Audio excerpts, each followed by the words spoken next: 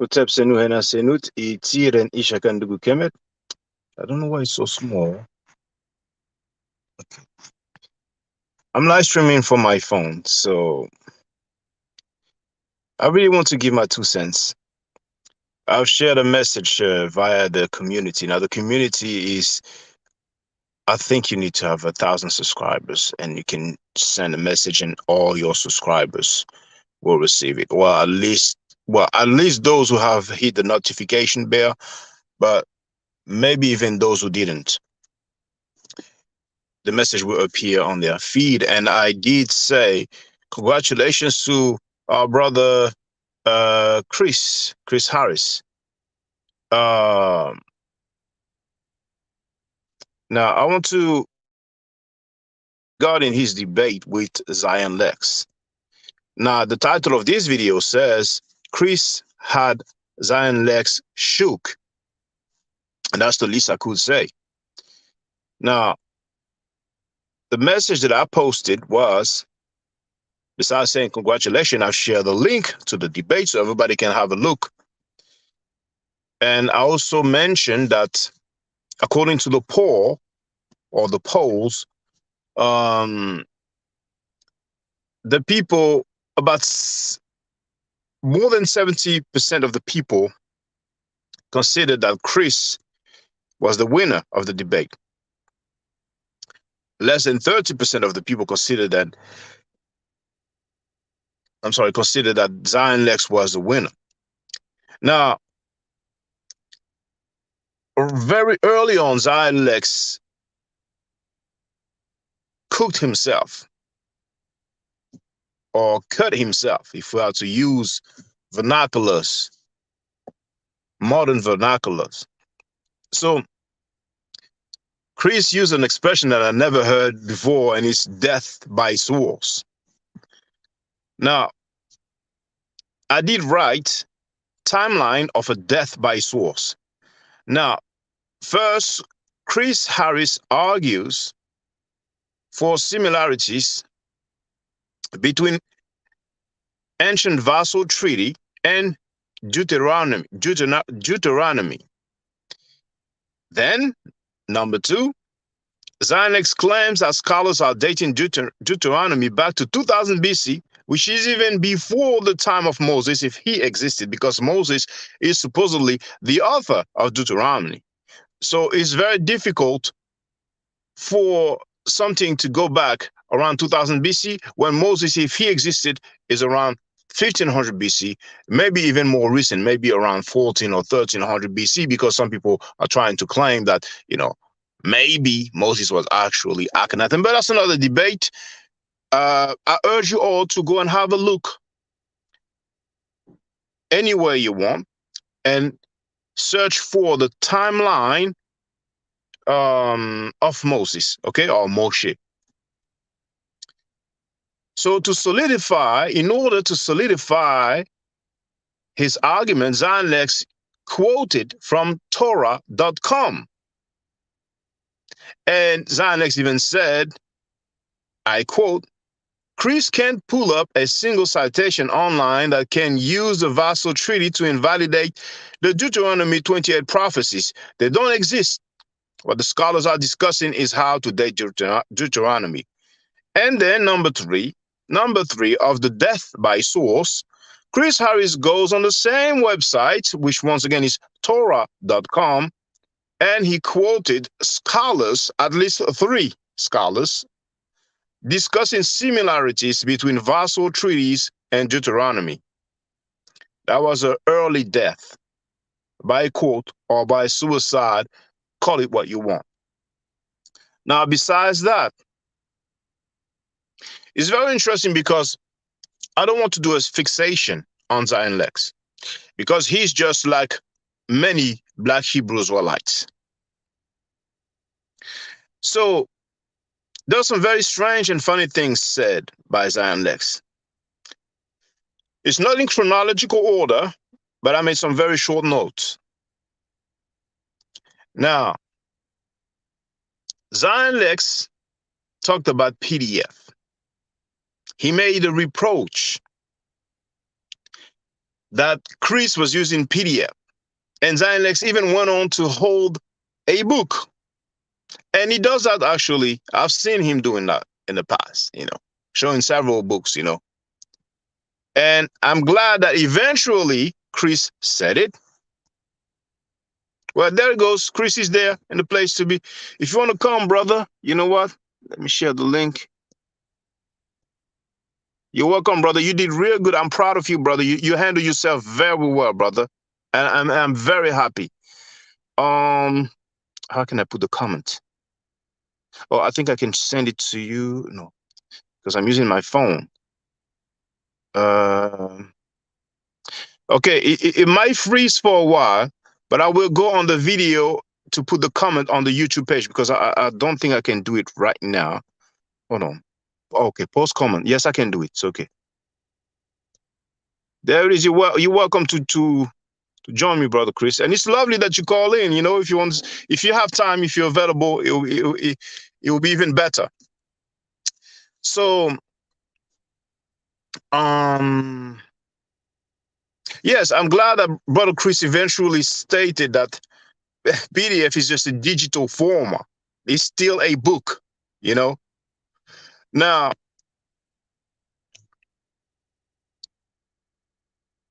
Zion Lexx likes to talk about scholars because Zion Lexx claims that Deuteronomy 28, I would just say Deuteronomy to make it short. Zion Lexx and other people claim that Deuteronomy is a prophecy of black people being sold into slavery. Some might say into bondage. Now, I have a question for everybody. Do scholars say that Deuteronomy prophesizes that black people will be sold in slavery? If they say that, please let me know. Now, when I say scholars, for the record, I'm talking about specialists. So I'm talking about PhDs. All right? Then whoever wants to talk about, yeah, my baby mama says that, my baby father says that, my friend says that, that's cool. That's cool. Now, another question. Do scholars say that the inhabitants of Canaan were black people circa 1500 BCE, around 1500 BCE? Because if I don't put any date, you know what our people say? Oh, the original inhabitants of Canaan were black people. The original inhabitants of Arabia were black people. The original inhabitants, you know how they get down. That all black everything that we have seen in the past. They love to say that. The original this, the original that. So, at another point, Zion Lexx was trying to shade Brother Chris because of language. Now, I think it's very wrong to fault someone over a foreign language. I think it's very wrong. Particularly if the person brings citation. When Brother Chris dealt with some Hebrew terms, he gave the citation. He did not make it up, because some people will mention some words in foreign languages, but they will make their own interpretation. They will make their own linguistic acrobatics. They will make their own linguistic gymnastics. You understand what I'm saying? Brother Chris didn't do that. So if Zion Lexx has a problem with what Brother Chris said, if he thinks he's wrong, he has the right to say it's wrong. But if he wants to take it further and try to ridicule Brother Chris, he needs to try to ridicule those scholars or the authors of the books that Brother Chris quoted. Now, Sankara Patrice Bishop wrote, "The attack opponent instead of proving their claim." I guess he meant to write, "They attack opponent instead of proving their claim." There was a lot of ad hominem attacks. Several times, Zion Lexx said that what Brother Chris said was silly. He said that more than once. So, Zion Lexx is familiar with Hebrew. Oh, we have Asiatic Lion. Peace. It's been a long time. He wrote, Peace, Shaka Zion made an honest point. Chris has deficiency in language, simple and honest. Wow. For those who don't know, Asiatic Lion, formerly known as Asiatic Black Man, or also Afro-Asiatic 19 or something like that. Him and Brother Chris, they're not the best friends. So I'm not surprised that, our brother Asiatic Lion will write that. And Asiatic Lion, as his name says, his position is that the Arabs of the 7th century were black. So his position is also that the inhabitants of Canaan, that many people like to call Hebrew, but I wonder where that stands for the time period of Moses and even later on. All those terms are very recent. But anyway, so okay, there's our brother. There's our brother. Welcome, Brother Chris. What's going on? What's going on?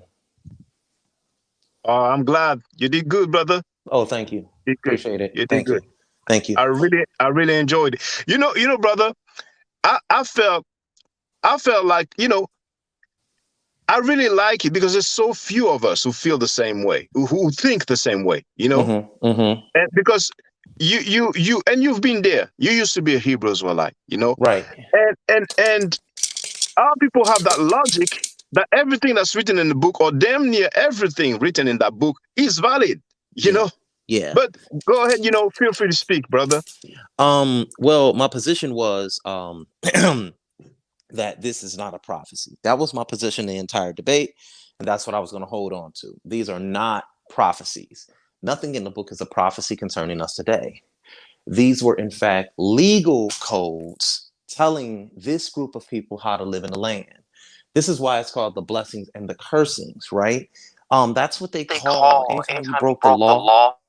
Oh, I'm hearing a double. Okay. Brother Patrice. Okay, I think he's muted himself. Yes. Yeah. And hold on, Brother Patrice, so you can come on. And you can speak later on. Go ahead, Brother Chris. Oh no, I know him. He's cool. I know him. Okay. He's fine. But the thing I was trying to express to him was that these were in fact law codes on how they're to live in the land. Remember, you're speaking archaic. You're using. The book is archaic. It comes from archaic time. It comes from the Bronze Age. These are Bronze Age concepts. These weren't curses, all right? None of it is pertaining to us today. It's just like we have the Constitution today. You can look at the Constitution and say, okay, these are blessings and cursings, right?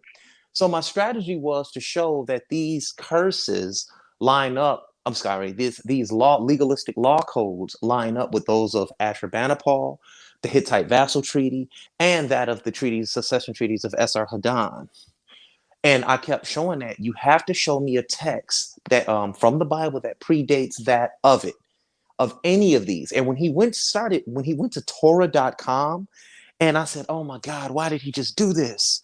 When he went to Torah.com, he actually killed himself. I'm like, what is he doing? And I was just like, this is game over right here. He was. And what I did was, wait a minute, bro. This is what this website says. This is what the website says. Because for some odd reason, the Jews tell the truth about that history concerning the book.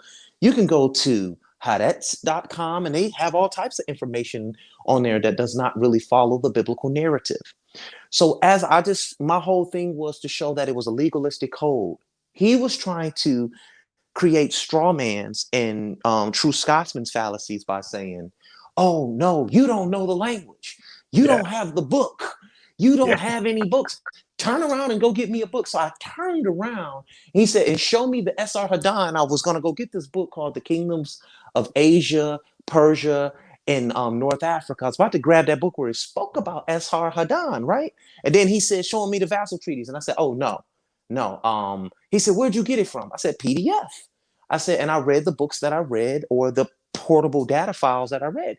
You're going to get the same knowledge in the PDF that you can find in the book. What's the difference? Well, the difference is he uses that to straw man people and to ad hominem people based on the language. Here, let me say something. I don't care about no Semitic languages. You don't need to know a Semitic language to use common sense. That's just something that they use in order to try to one up you. And I felt Yeah. during the Q&A where I stayed classy and I stayed very calm and collect, I felt like he was trying to gain ground after that 3-round drag session. I mean, I'm not in his mind, but I think many people would agree that we could tell from his demeanor that he knew he got caught up. Yeah. And because usually, he's not that way. He's more confident and all that. And at the end of his second premise, it was almost like he had a meltdown. He was like, almost. I mean, he was like aggravated. Yes. And at one point, he even said that you sounded smart because the audience is dumb. You Right. know, and later Right. on, he did not use the word dumb.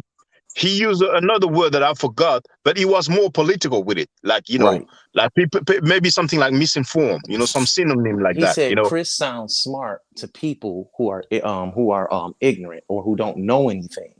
And I Yeah, who kept, don't know, who don't do the work. But I remember, and if I'm wrong, then, people can point it out. But early on, he said, a dumb audience, something like that. yeah, He he was did like, say that. He did yeah, state that. he, He he, said the audience is dumb, and because he yeah, was mad, he was getting cut because up at that point. because of the messages he saw on Right. the comments, Right. and regarding the language, I'm glad you mentioned that because that's one of my notes. Mm-hmm. Anybody can address languages, Right. and I'm talking about terms. Not making a dissertation or Mm-hmm. not making a presentation about the language, but Mm-hmm. we're talking about cultures that obviously have different languages. So if we can talk about some terms, Mm-hmm. even if you don't speak that language, you can talk about it because some people have studied those languages and they wrote books about it. They made presentations about it. They wrote articles about this, and we have dictionaries and lexicons. And Muslims like to do that as well. When Right. when when when people debate with Muslims, at some point when they are cornered, they like to say, "Well, do you speak the Arabic?" As if the translation of the Quran will not be accurate. Most translations of the Quran are accurate. It is really a strawman argument. Right. Besides, Zion Lexx even said, and I quote, talking about you, he wrote, he styles himself as an authoritative for Hebrew. You never try to claim to be an authority. You had a slide and you had some source. The source was right at the bottom. Yeah. So if he's not happy with it, he can say, no, that source is wrong. I mean, come on. So now so that will mean that we cannot talk about a culture if we don't know the language of the culture, which doesn't make sense. Besides, Zion Lexx is familiar with the Hebrew, but he is Mm-hmm. not familiar with all the other languages of the different other cultures that he talks about. You see? Right. So whether it's, Ashurbanipal, whether it's Assyrian, Aramaic, and all that, he's not familiar. He doesn't know those languages. So he cannot just talk about other cultures that have a different language than Hebrew when he's not familiar with those languages, and then make the reproach to you. And the Niame is Yahweh. That was so funny. Oh my God, that was the worst. And When he and I'm said so that, I'm like, glad what a you lie. and you did. And he's like, oh, how am I lying? You told him he has a wife. He has a So wife. now, brothers and sisters, Zion Lexx says that Niame is Yahweh. Does Yahweh have a wife, brothers and sisters? Now, Hebrew Israelites, black Hebrews, black Jews, does Yahweh have a wife? Is that the way you get down? And it reminds me of Wesley Muhammad trying to appeal to everybody when he said that he bears witness to Allah and he bears witness to Allah. Which Muslim bears witness to Allah? Not Muslims one. only bear witness to Allah, That's not it. Allah. you know. That's it. Now, for those who don't know, you have the Twi language, and I don't know the other languages, but you have Nyamewa, Nyame. You have the masculine, you have the feminine. There's no such thing of, I never heard of Yahweh having a wife, unless maybe during the time before those religious books were established, because inhabitants of Canaan that people call Hebrews, they worshipped so many gods. That's reality. And it was the same in Arabia and the same in so many other cultures. You see? Mm-hmm. Now, Zion Lexx in order to validate his premise regarding Nyame being Yahweh, he quoted or he mentioned Asaim Hotep. Now, maybe you're cool with him. I don't have beef with him. Nope. I'm not at war with him. But Right. I've said it many times, trying to be diplomatic, that um how can I say it nicely? Asaim Hotep has been saying a lot of things that's very strange, very weird over the years. But that's not the point. My point is that Zion Lexx made several videos refuting So I Asaim can Hotep. something back.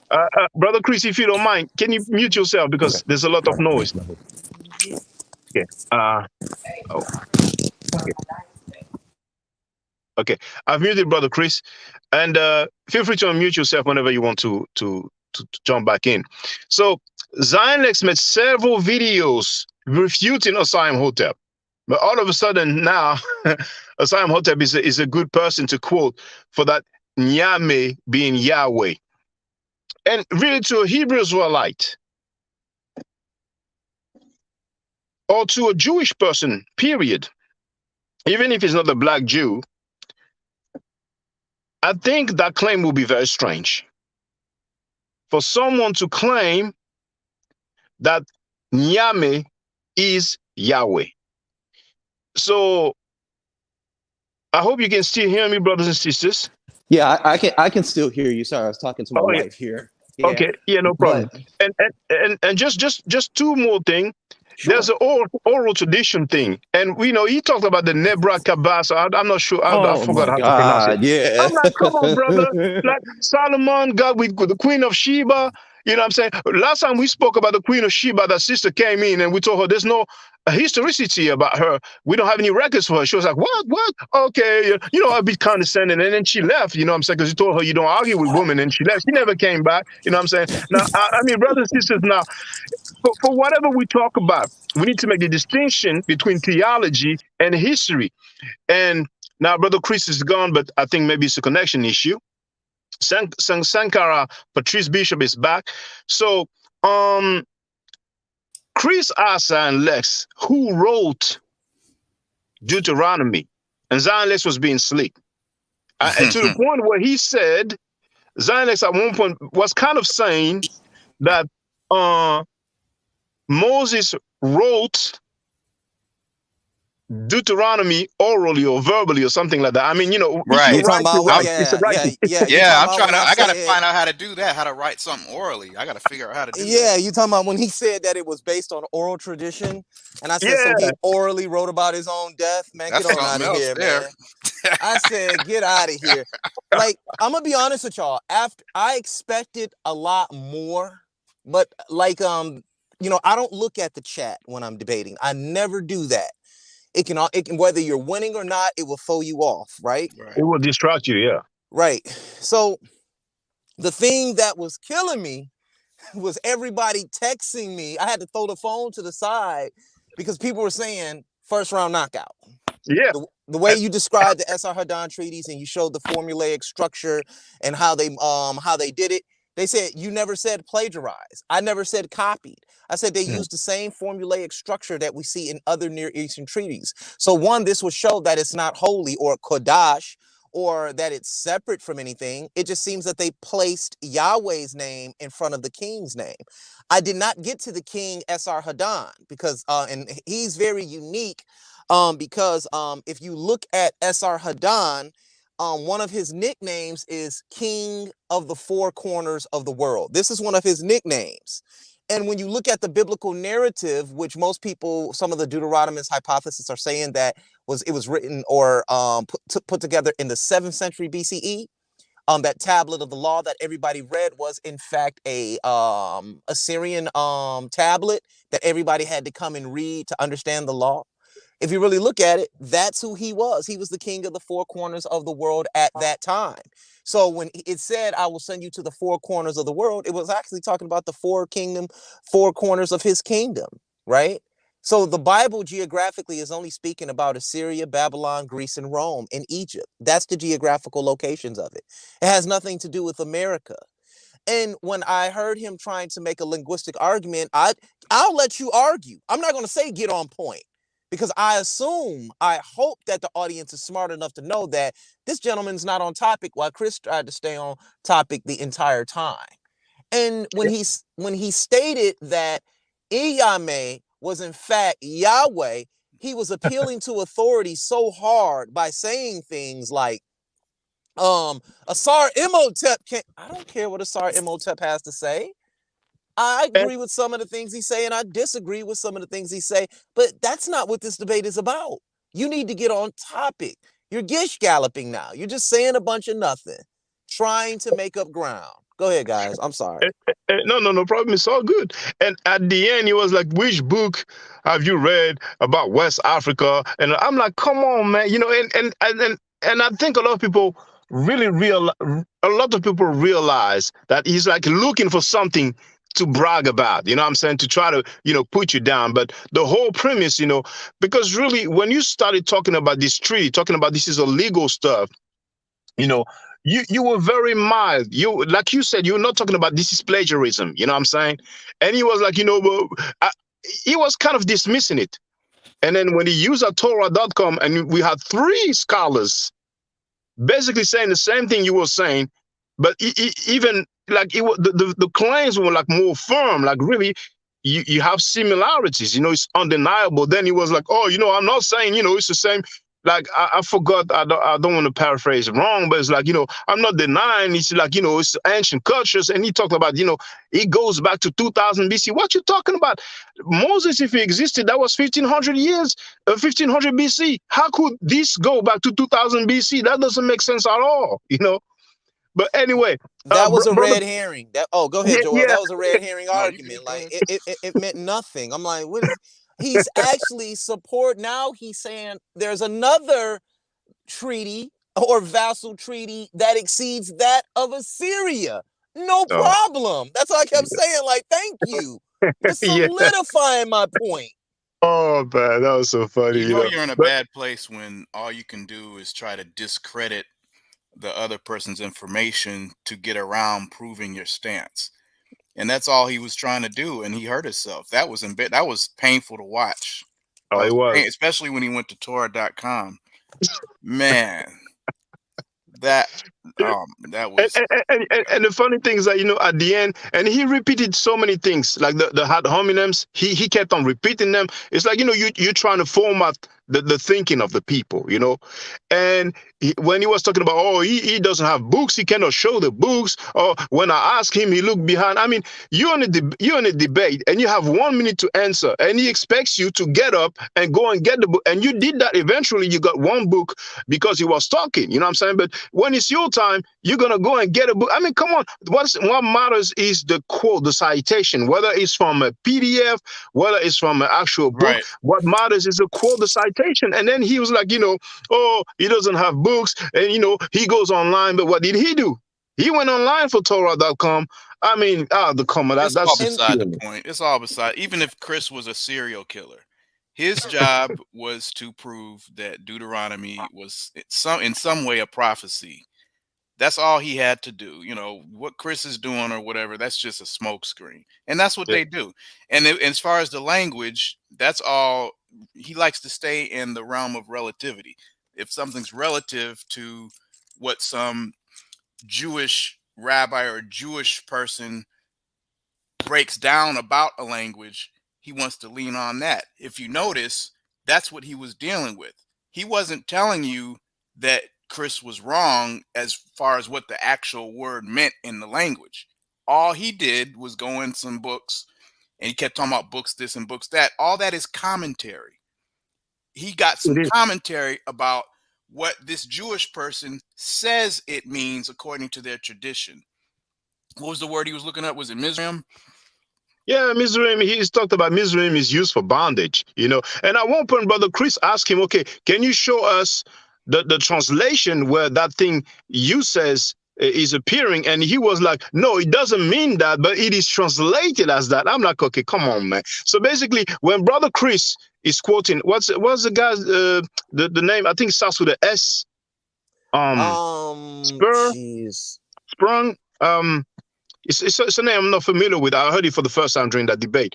I But use Barry Levinson's work. I use Laura Quick's work. I use yeah, Stephen Francois' work. yeah. But the thing that's Yeah. online, that he even used, but then you said he used Oh, it, but he's like, no, I didn't. the Sephir, or Yeah, the no, John Strong's, the Strong's yeah, strong, Concordance. Yeah, yes, yeah. yeah, He's kind of trying to, oh, strong is not the authority or whatever. But when he quotes somebody, it's all good. I mean, that doesn't make sense. I mean, scholars, for the record, brothers and sisters, if you're new to this, scholars don't agree on everything. Scholars don't necessarily agree on some translation of particular words, and it's the same with Medu Neter as well. You know what I'm saying? So you don't have an absolute consensus. You know what I'm saying?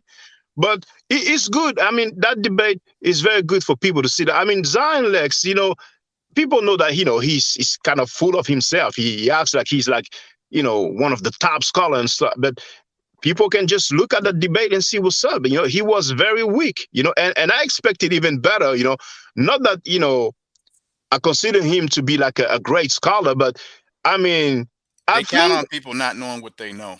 They yeah, count and on that. I think he underestimated brother Chris, I think he did. Yeah, he didn't think Chris. See, Chris knows all. Chris doesn't just deal with his own sources. He deals with everybody's sources. Not everybody does that, because most people that are religious, they're afraid to really delve into the other information and all that. Chris deals with everything. When you're not afraid of all the information, that's why he jumped right into his own sources. You see what I'm saying? He said, okay, well, let's go look at that. See, that's when you're dangerous. When you can Yeah, deal with all the information, because you don't have any type of bias. When you have respect for all information and you're not biased to religion, that's easy to do. And Chris really was going light on him, because he could have actually killed the Deuteronomy with scripture. He could have killed the prophecy claim of Deuteronomy in Deuteronomy. You know, I thought he was going to go there, but he didn't even have to do that, man. You talking about Deuteronomy chapter 28, verse 12? Yeah, up in the beginning of the chapter, he Yeah, could have yeah. If you really go to you verse could have went in 12, his own book and killed it, but yeah, but he was denying it so much. I said, okay, let me get all this information out. Because he wanted to do 3 20-minute rounds. And I was just all like, nah, I don't want to do that. And because he was doing all this, doing a lot of, talking a lot of stuff during the week. I said I didn't really want to do that. So I gave him, I was gonna be an a-hole, and I decided to let him have a 5-minute rebuttal. But he said he had a lot of information to get out. Now, whenever you start citing something that agrees with you, like Torah.com, that is biased research. But the problem he was having with that was that's not what those articles were saying. Now, he did a good job at putting up smoke screens with the article, but he did not read the beginning of the article. That's why I read that first. And when you read the beginning of that article, it tells you Deuteronomy has a lot of problems that it seems to take from the Hittite vassal treaties. Now, in the book by Laura Quick, the Aramaic curse tradition, I'll send it to you, Joel. It spoke about the Hittite vassal treaties. And I said, oh, don't worry. When he pulled it up, I said, I don't even have to read that section of my presentation. And I said, this is easy. You just answered everything for me. So I used his own source against him. That's why I said you fell on your own sword like Saul. You see what I'm saying? that was his death way by of trying to source. discredit the Sardon. He thought he was going to discredit a Sardon. That just helped you. Right. It showed that there were older treaties that predate that of Esarhaddon, right? But the problem is, the first thing I stated was the book of Deuteronomy shows or mimics a lot of the Near Eastern curse traditions or vassal treaties. So I was just not talking about one. I was talking about Assurbanipal. I was speaking about Esarhaddon. I was speaking about the Hittite vassal treaties. But there's only so much you can do in an allotted time frame. You understand what I'm saying? Right. But I just felt like his argument, he never proved that it was a prophecy. He was trying to say because he knows the language that makes it a prophecy. How can you go to the Strong's Concordance and say, see, it means it's figurative? and then turn around and say, I don't agree with everything in the Strauss Concordance.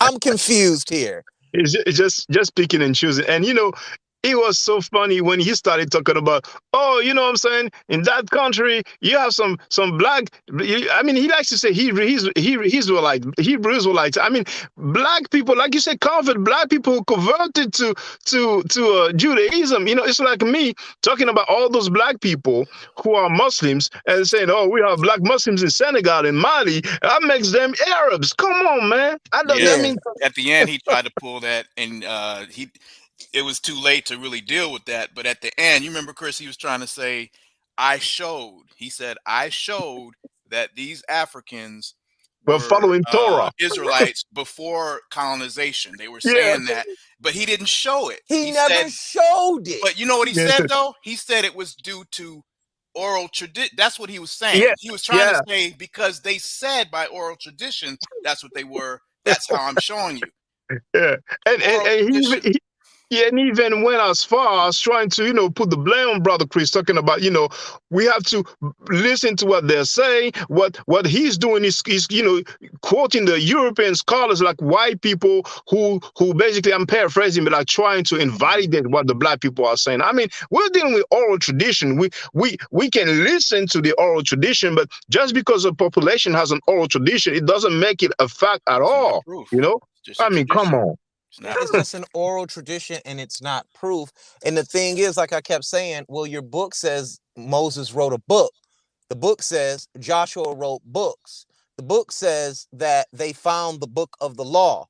What are you talking about? It was an oral tradition. And then one of the questions I asked him was, what is your orthodoxy? Because you have rabbinical Judaism, you have Orthodox Judaism. And I asked him, he says he doesn't fall into either of it. Okay, cool. I know what to do with you. Because he knows if he says Orthodox Judaism, if he says rabbinical Judaism, he has to now follow what they teach. He doesn't want to follow it. There were no Hebrew Israelites or people calling themselves Israelites getting off them damn boats. All right. Those were all tribes from West Africa that listened to them damn Portuguese, that were sold to them Portuguese, that warred with other African tribes on the West Coast and were taken hostage, and then began to produce what you call the transatlantic slave trade. He never provided any proof. During his Q&A, I was 38 hot. I was just sitting in there listening to him ramble, ad hominem, talk about me. And I was just all like this. This is a Q&A session and he won't even engage me. Interesting. This is interesting. He was in his feelings. Yeah, this is your time. I'm not gonna say nothing.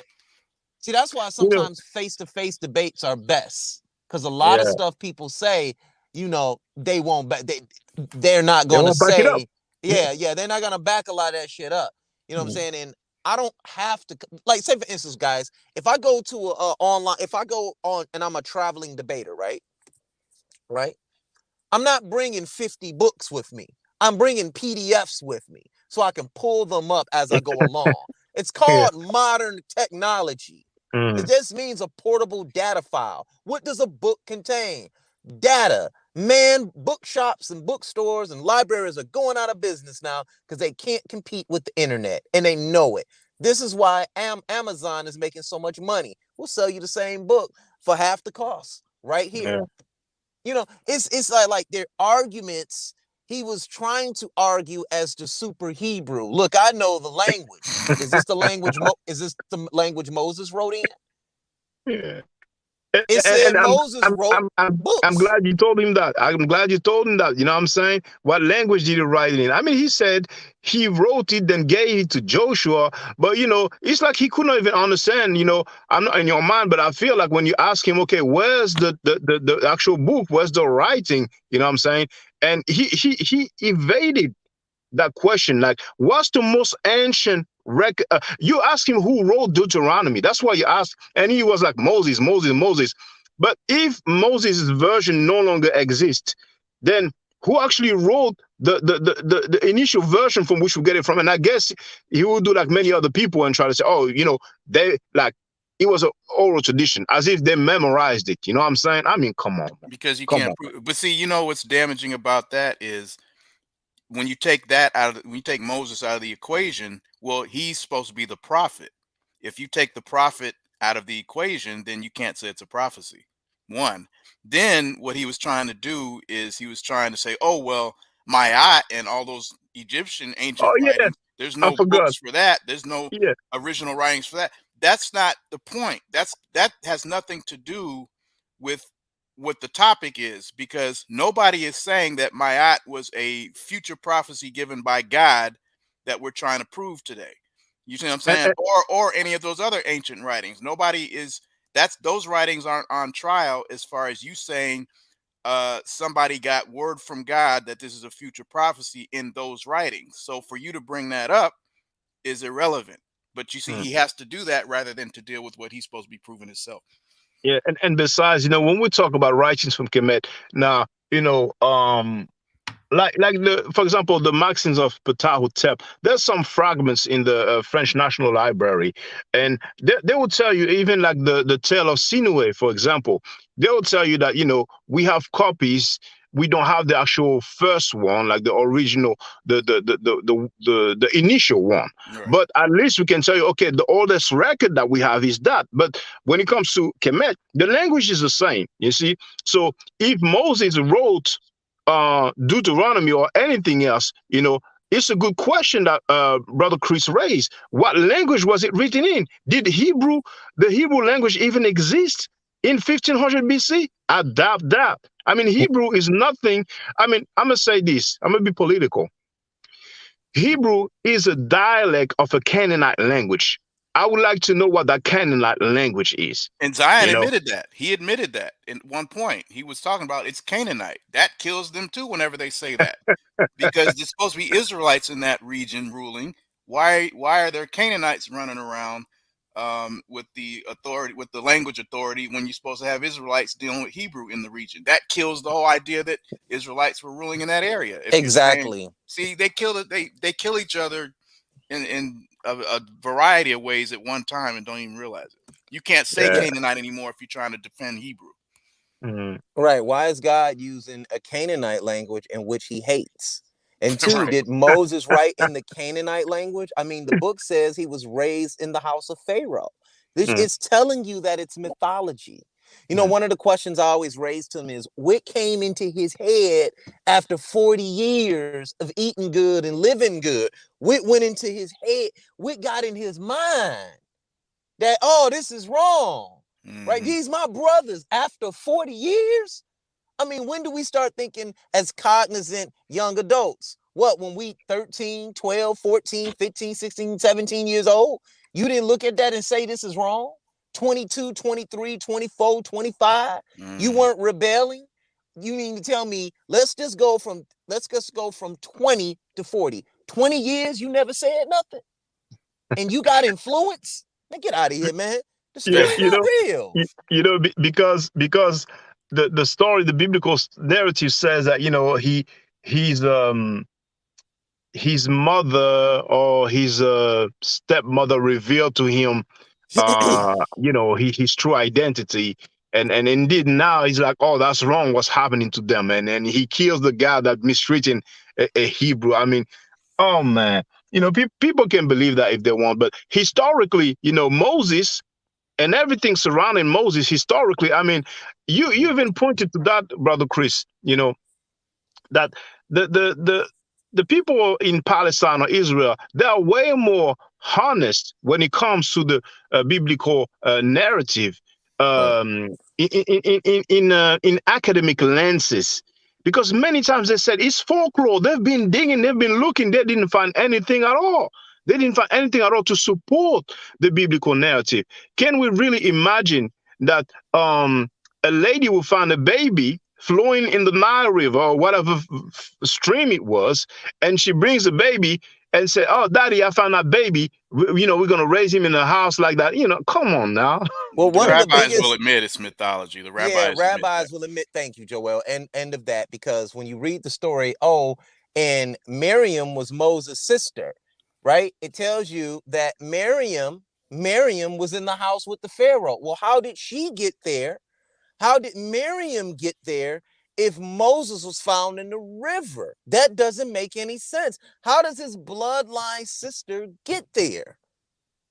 It's no Oh, story. Nobody ever mentions that. I'm like, the story makes absolutely no sense. You can clearly see that it's taken from Egyptian folklore. They had all the temples in that area all throughout Canaan. The oldest temples they find over there are that of the Egyptian temples. So they were being taught these myths. These mythologies enabled these people to produce their civilizations and to bring calm and order to their civilizations. This is what mythology is used for. It gives people a destiny. That's it. It's used to create order. There's nothing wrong with that. Stop being on the wrong side of history. And you guys saw what Zion Lexx had to do. All he had to do was prove that it was a prophecy or it was prophetic. And I think after I did my, not dissertation, but my lecture on Deuteronomy 28, he did not want to go there with it because he knew I would go into it and read it word for word and show everybody he's threatening this group of people. He's giving them, telling them what's going to happen if they rebel against the laws of this land. And it showed you the curses would happen in the cities that he gave them. Take down the cognitive barriers now. Look at it for what it says. Stop running to modern Hebrew, Aramaic, because none of those are your languages. Are the original Israelites' languages. Aramaic was given to them by Darius. Modern Hebrew is Yiddish. Bottom line, he made absolutely no sense the entire night. And mhm. I thought it would be a lot more difficult. I thought the debate was going to be more difficult. Like, wow, pseudo got turned up real quick. Appeals to authority. If it was any fallacy that you can be guilty of, he did it. I was just like, wow. I mean, I'm and listening to the Q&A like, man, he's just going in on me, and trying to hedge the debate.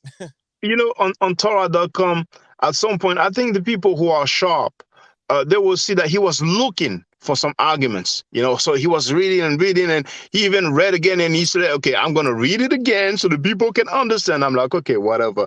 But the advice I would give to brothers and sisters is really pay attention to what the specialists say, and the specialists usually, I say, those are the people who hold a PhD. They've reached the highest academic level, and they're studied.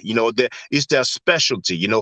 Pay attention to what they're saying. I'm not saying agree with what they're saying, but pay attention to what they're saying. It's not very common that you have some outstanding, out of the blue, extraordinary found unless they find some records, some documents. You understand what I'm saying? Because Osai Hotep, for example, he likes to talk about, Medu Neter, actually it's Medam Bale or whatever, and it's Niger Congo language, and it's try to talk like you have some Niger Congo language, which is closer to Medu Neter than the Coptic. The majority of Egyptologists, so the specialists about the culture and ultimately the language as well, because if someone is an Egyptologist, he learns the hieroglyphic or the Medu Neter. The majority of them will tell you Coptic is the latest phase or the latest stage of the Medu Neter. But here we Right. have someone who comes out of the blue and talk about Niger Congo is closer. And now we're gonna hear that Sumerian is an African language. I mean, come on now. I mean, a Niger Congo language. I don't know exactly how it words it, but try to prove that the Sumerians were black because of the linguistic relationship with other African languages. I'm like, come on, do the specialists even remotely agree with that? And it's coming from the same person who used to talk about there were Hebrews in Kemet, and he talk about the Hapiru. You know what I'm saying? And well, they used to pronounce it Haparu, but And Hapiru is a Hapiru are group. not Hebrews. Those are They are not not. It's a group of Hebrews. nomads. And once again, in the Hebrew language, Hebrew is Those are a group of Ivri. So how do you nomads. go That's from it. Ivri to Hapiru? You know, and that's the thing. You see, we have some people who make crazy claims or weird claims, and they have a large platform, or they go on large platform on a regular basis, and people assume that they have enough credential, or that it really makes sense. But once again, pay attention to what the specialists say. Yep. Just like the Ebos are the Hebos. The Right. Hebrews. They'll tell Oh, you. the hippos, yeah. Oh Oh, man. oh my God. Oh my God. And That was you know, so bad when he brought up the Limba people. I'm glad I read either Bruder's oh book, man. man. I'm glad I I mean, put in the work on that one. Like, man, get out oh of here. yeah. You killed You know, that talking about the Bantu though, because he said in the end, somebody called in, he was saying that I'm not saying that all the people that came, all the West Africans that came on the ships, or all the West Africans that are part of these Hebrew people or whatever, that they're all the same, or that I'm not saying they're all Israelites. I'm not saying, well, wait a minute. Their bloodlines, if you match the ones you say are Israelite with the ones that aren't, they will have the same bloodline. So how do you explain that now? See what I'm saying? Like Chris brought up the Bantu bloodline. That means that goes back beyond Abraham. That goes back thousands of years before there was any Yeah, such thing as all this. So 25,000 how do years. you Like, explain what their are you DNA then? talking about? It should have a totally different DNA. in like, Yeah, they start off in Africa. yeah, I mean, if the people were brought, or some part of the people were brought to America, if they were really Hebrews, or like however they want to call them, we will have um some vocabulary found in the language, just like you have some words that are used in Africa in the Haitian Creole or other different kind of Creole, and besides the language, you have some customs and tradition, you know what I'm saying? But those people, and it's funny because really, if they don't have that claim that Deuteronomy is a prophecy of black people being enslaved, they don't have much to try to show and prove that we are Hebrews who are like. That's like their main thing. That's like their main. What else is it? I mean, that's why I say go and ask specialists. Which scholars, which specialists, which PhDs say that this is a prophecy that black people will be enslaved? I mean, come on, man. Does the Bible say it's a prophecy? Does it even say in the book that they believe in that it's a prophecy? Oh man, that's just too easy. Really, it's shortcuts. That's Hmm. how I will label it. Shortcuts, shortcuts, shortcuts. You know? Most of those scriptures aren't even prophecies. That's when they really look at it, they show that they're not. They're talking about something during that time period. It's only And the New Testament that starts talking about this is prophecy and that's prophecy. mm, Most of the Torah does not talk about something's a prophecy per se. yeah. Most of it. And our brother Chris said many times, Yeah, but those then things the were written question after the fact. becomes, Go ahead, brother. things are written after the fact. Yeah. Yeah, well, once again, if it's a prophecy, how is this relevant today? Oh, insert shoehorn. You know what I'm saying? Insert shoehorn fallacy. See, it says that the skies will melt with fervor. See, this is talking about nuclear. Go sit down before I get upset, Oh man. right? Like, stop it, man. These are just allegories, man, of the sun. Like, let's stop playing. Don't you understand how the people of antiquity thought? I mean, I don't know what to say. And I do agree with you. When he was looking for an argument, when he was looking for an argument, his argument was he thought I was going to go to West Africa and say, these aren't Hebrews, and these aren't Hebrews. But when he heard my opening and I stated that these things are based on older legal vassal Yeah. treaties, therefore Yeah. Deuteronomy 28 is not a book of prophecy, but it's built formulaic in structure like the other vassal treaties that we find at that time. So now you're saying that, oh, ours is a prophecy. These are just legal codes, albeit they have the same poise, Yeah. lapse, and formulaic structure. Made absolutely no sense. Oh man, that's so But funny. ours But is a prophecy containing us, talking about us. Like, get out of here, man. Like, oh, the argument became silly. The only thing I was getting upset about was, okay, Sai, you got to ask him to ask me questions. Don't allow him to sit here and just ad hominem all night. You know what I'm yeah. saying? It sounds silly. I mean, You know what I'm he's used saying? So, he's used to that. I He's the same guy who used to drop his own bombs. You know? Oh man. yeah, No, yeah, drop Asiatic saying bombs the and root of stuff like that. I Hebrew is remember he was doing that a couple of. Yeah. Go The ahead. Go root of ahead. Hebrew is what? Asiatic is saying. Oh, I mean, I'm we should pass. We should pass, and it's not a shade towards our brother Asiatic Lion, but yeah. Let's just pass on that. he's into the Asiatic thing deeply. You know what I'm saying? So it's understandable. It's belief, and I mean, brother Chris, once again, congratulations, because you did real good. At one point, you even said, this guy is trying to put his belief over facts, over what you presented, which is facts. You're quoting people, but those guys, they are dealing with belief, with a religious book, and then they try to use any historical facts or languages to try to validate their belief. I mean, really, anybody can do that. Right. Anybody As can far do as that. what Well, like West I said, Africans are saying. how does you know in the language validate a prophecy? How do you understanding how to read Aramaic or Yiddish prove that this is a prophecy? A prophecy, yeah, It of doesn't black prove people anything. being It only enslaved. means you know Yeah, how to read it in another language. Like, stop yeah, it. Like, yeah. when I wanted to, I should have took the 20-minute sessions, because the one thing I was going to ask him No, it was was, all good, brother. Don't when regret is your anything. orthodoxy live on air? Mm. No, No, but I don't was you going don't. to ask him, okay, cool. Yeah. So you're not rabbinical, you're not orthodox. Where's your black Hebrew Israelite text? Why are you reading their texts? Oh Why man, are that's you so reading their funny. liturgical texts? That's so funny. Because that's But sort of like you know the what he Doesn't would say? make Quran. He would say, sense. then he would say oral tradition. We had our oral tradition. We don't read their text. They're reading our text. I mean, it would be endless. It would be endless. But brothers, I'm gonna have to go now. Actually, I have to go back to work. But thank you, brother Chris, for calling. Thank you, brother Patrice, for calling. And we catch up. We do as usual. All right. All right, you take care. Oh, by the way, brother Chris, All right, guys, peace. I've been looking for your YouTube account. Can you tell the people, or maybe share the link to your YouTube account? Yeah, it's Chris MVP Harris. Chris MVP Harris. Okay.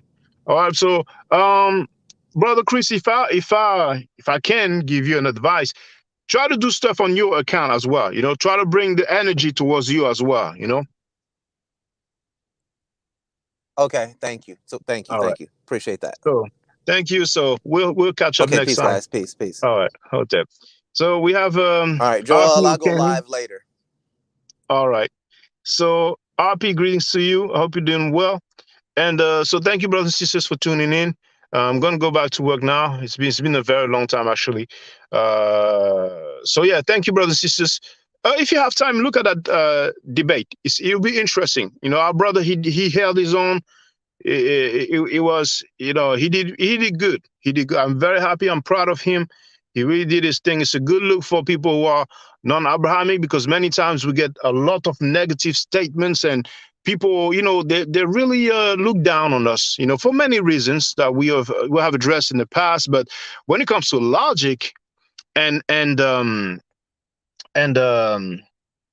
scholarly work, then we had a demonstration from someone who claims to be one of the top scholar. It was a bad look for him. That's the least I will say. But you can judge for yourself. You can go and have a look. And so stay safe, stay healthy. And if I'm allowed to, Brother Necheru, I will definitely holler back at you. Hotep. Now, for the record, for those who don't know, I'm giving middle nature classes. And here, that's the flyer. Okay? So, those who are interested, feel free to holler at me. If you're not interested, it's cool. But I recommend that everybody who has not yet seen the video, Kemet and Ma'at, Before Judaism, Christianity, and Islam, then watch it. It has about 300,000 views and really deserves to have a lot more. I just want to let everyone know who's listening in now and who's going to listen to this stream in the future. I just had my first Meta Nature class by Brother Shaka today, and I've had other Meta Nature lessons by other teachers, and I can tell you right now, the brother is the best in the game. He is, that was one of the best classes I've ever had, ever. So if you're interested in learning the meta nature, if you're interested in getting the basics of it, Brother Shaka is an awesome teacher. Get with him, and it's extremely affordable. This brother is giving us his time and his skills, and he's basically giving it away. I mean, I just consider it a donation. You know what I'm saying? So if anybody's interested in learning the meta nature, get with this brother right here. He's an awesome, awesome, awesome teacher. And I'll end with that. Hotep Senu, Hena Senut. This is Julie, also known as Servant of Yah, and I'm currently taking the Medunetia classes with Brother Shaka, and it has been an amazing experience.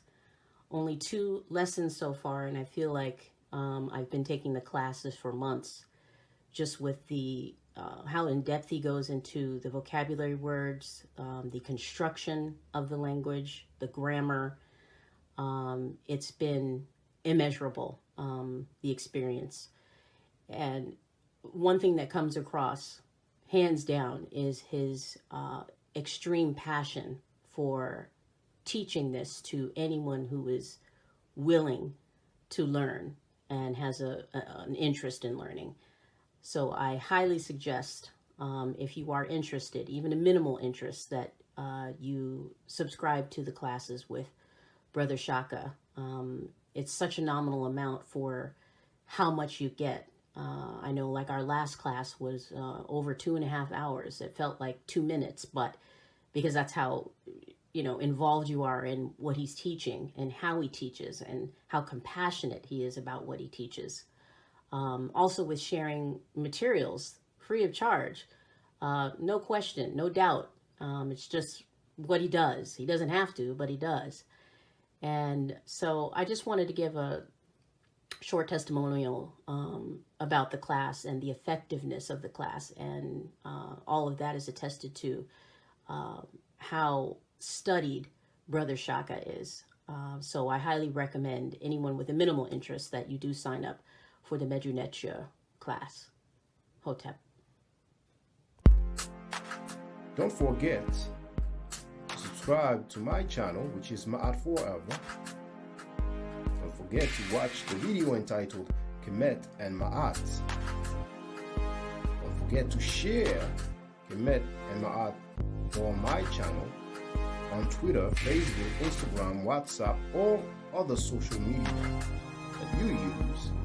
Email, text messages, you name it.